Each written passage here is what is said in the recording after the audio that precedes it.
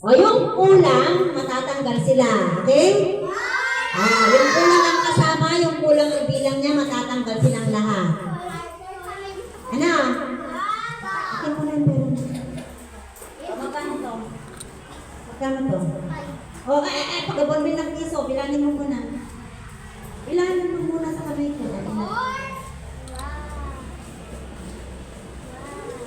2, 3, 4. O, bakit na?